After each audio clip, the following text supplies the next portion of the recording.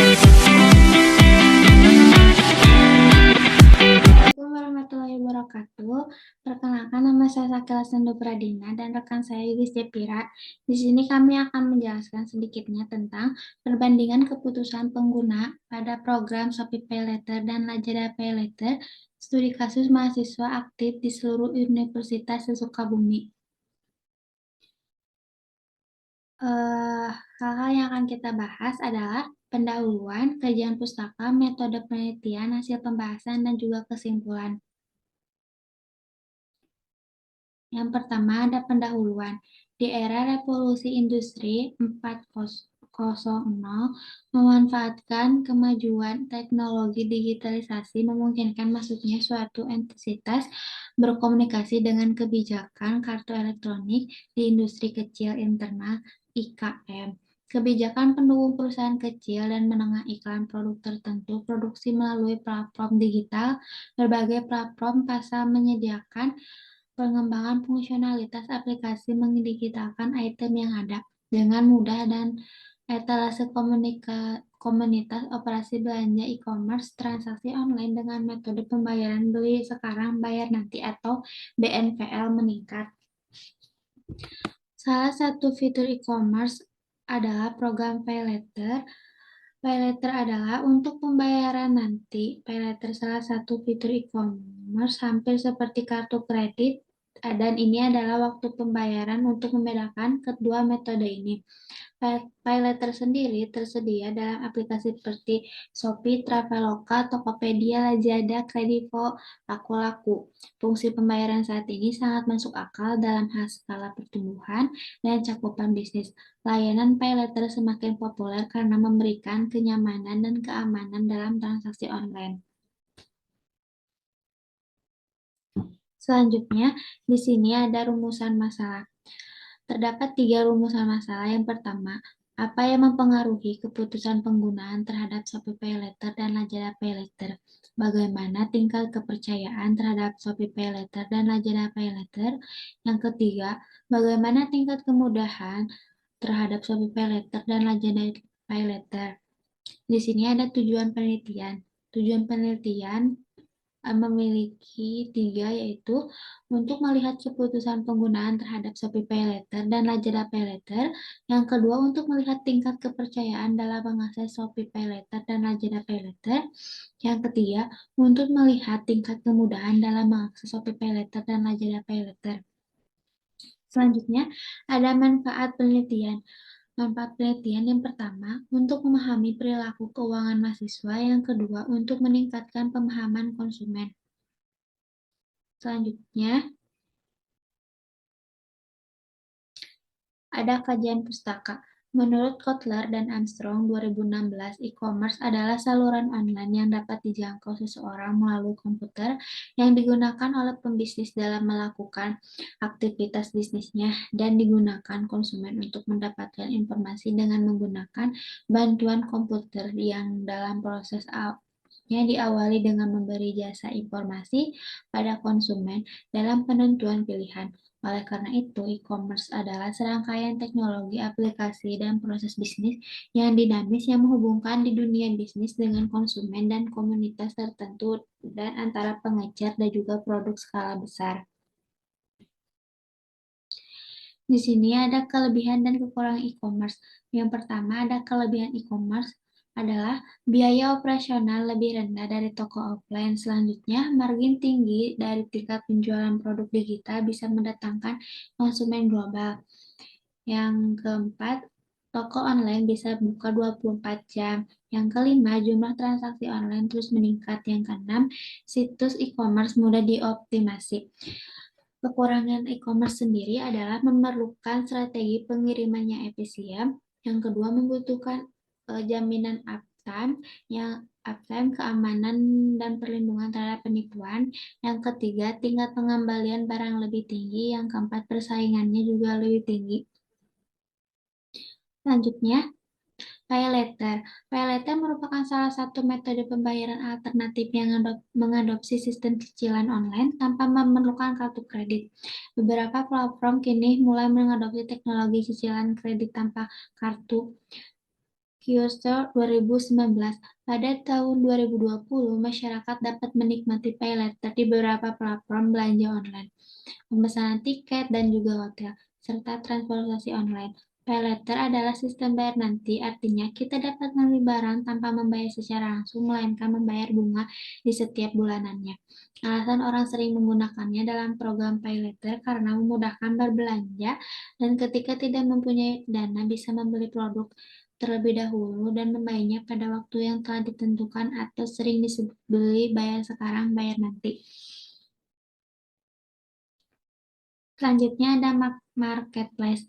Marketplace menurut Opida 2014 adalah suatu media online berbasis internet atau website yang menjadi tempat melakukan kegiatan usaha dan transaksi antara penjual dan juga pembeli. Pembelian dapat mencari supplier sebanyak-banyaknya dengan kriteria yang telah diinginkan, sehingga akan mendapatkan harga yang sesuai pasar. Sedangkan penjual atau supplier dapat mengetahui perusahaan yang akan membutuhkan produk atau jasanya. Ada beberapa contoh marketplace yang ada di Indonesia seperti Tokopedia, Bukalapak, Shopee, Lazada, Zalora, Blimli, dan juga lain-lainnya. Selanjutnya di sini ada keputusan penggunaan.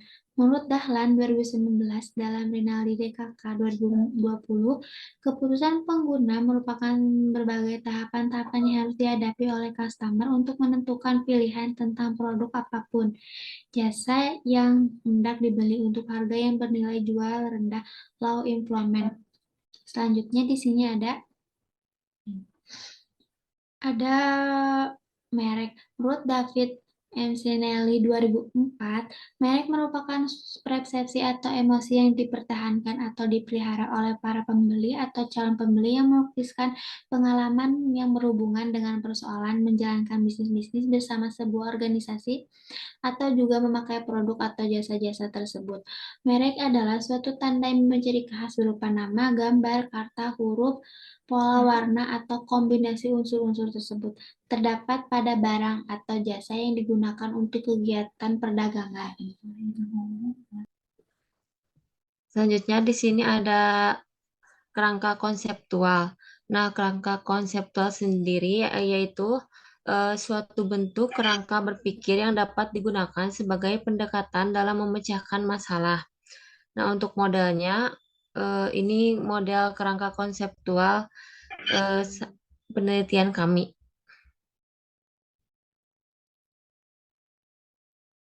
Selanjutnya di sini ada hipotesis. Untuk H1-nya, kepercayaan mahasiswa terhadap pengguna SPP Letter dan Lazada Pay Later berpengaruh terhadap keputusan penggunaan.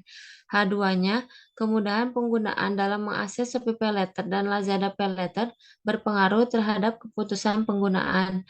Untuk H3-nya, merek yang paling populer dan sering dipilih oleh mahasiswa antara SPP Letter dan Lazada Pay Later. Selanjutnya di sini ada metode penelitian. Metode pengumpulan data menggunakan studi lapangan atau field research. Jenis data yang digunakan dalam penelitian ini adalah data kuantitatif.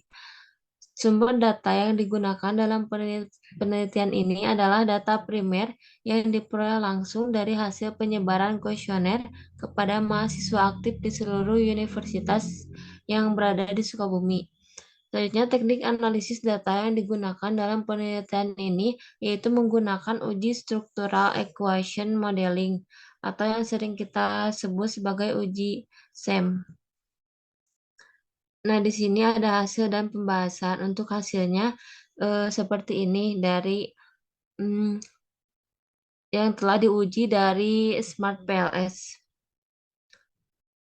Untuk pembahasannya, yang pertama, pengaruh kepercayaan terhadap keputusan penggunaan berdasarkan hasil pengujian di atas. Kepercayaan berpengaruh terhadap keputusan penggunaan. Hal ini ditunjukkan dengan nilai p-value 0,000 lebih kecil dari 0,1.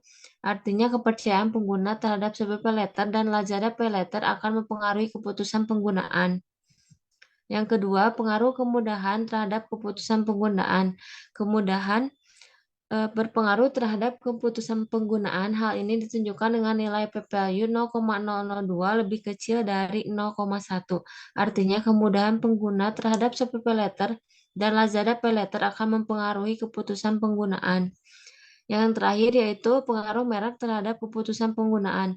Merek berpengaruh terhadap keputusan penggunaan karena nilai p-value-nya 0,000 lebih kecil dari 0,1. Artinya merek antara Shopee PayLater dan Lazada PayLater akan mempengaruhi keputusan penggunaan. Selanjutnya di sini ada kesimpulan.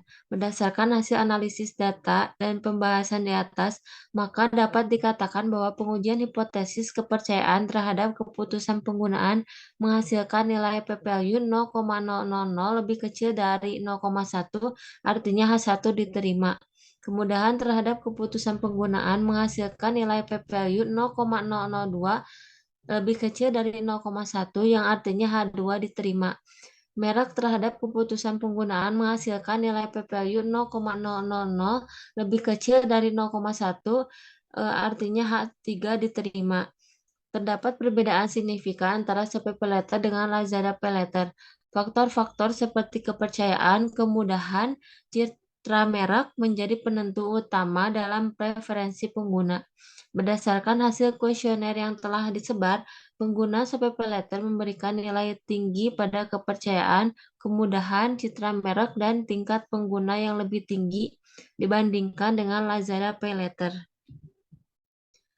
Sekian presentasi ataupun penjelasan dari kita berdua. Terima kasih. Wassalamualaikum warahmatullahi wabarakatuh.